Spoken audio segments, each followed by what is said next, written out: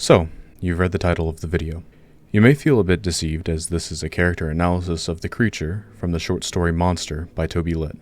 But if you'll stick with me, I not only have some advice, but also some resources that may help you if you resonate with the character. First, I find it may be helpful to give a plot summary of the character just so you can follow the question I post later in this video. But if you haven't already, I also urge you to read the short story yourself, as you may come to some conclusions that I haven't during my reading and analysis. The monster is introduced to the reader as something that lacks an identity. They have isolated themselves from everyone around them, including friends, family, and potential partners.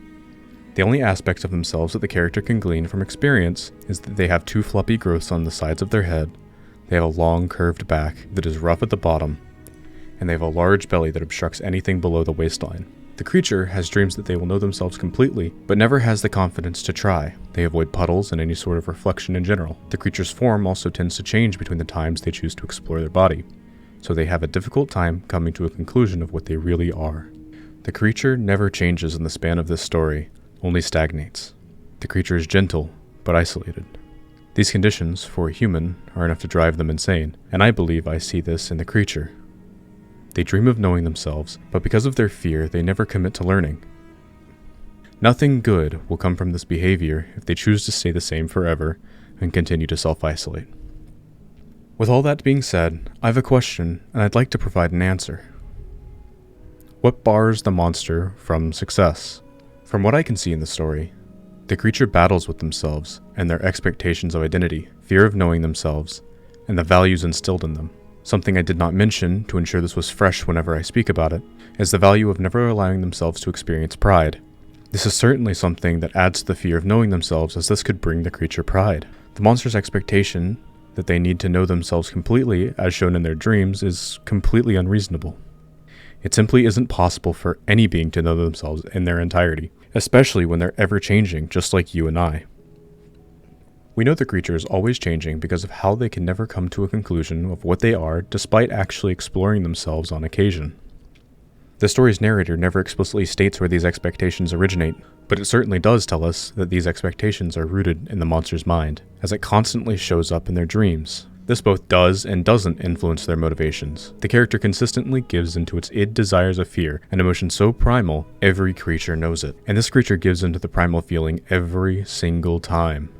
They never challenge their fear, and this causes them to stagnate. The character's willful ignorance and apprehension to change their situation, as it would incite discomfort, causes the character to never choose an action, which in itself is choosing an action, to do nothing. If the character wants to improve and succeed, they must overcome that primal emotion, fear, to know itself in the moment, and to not worry as much about what will come of it.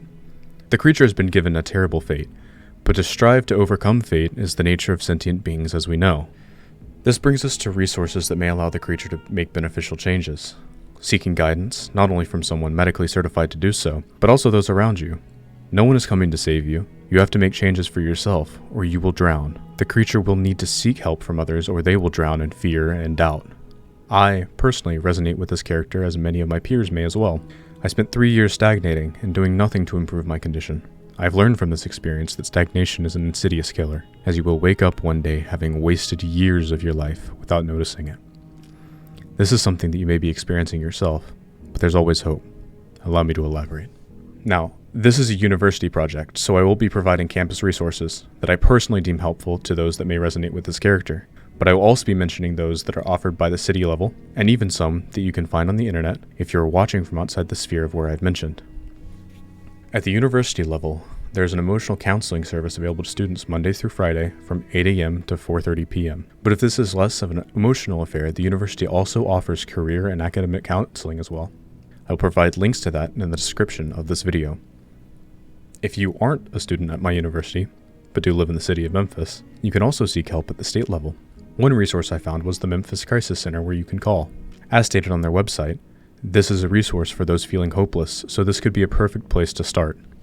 Lastly, if you are completely outside the areas I've spoken about today, and even if you aren't, I would strongly urge you to seek guidance on internet forums. You aren't the first person to experience this feeling, and you certainly won't be the last. There are resources like Discord communities, not Discourse, but this one, that will try to give you the best advice that they can. Invite yourself to communities that want to see your success. I assure you they'll be happy to see you. Thank you for being here today, tomorrow, and for as long as the world will have you. You are the most important resource in your life, so start investing in yourself.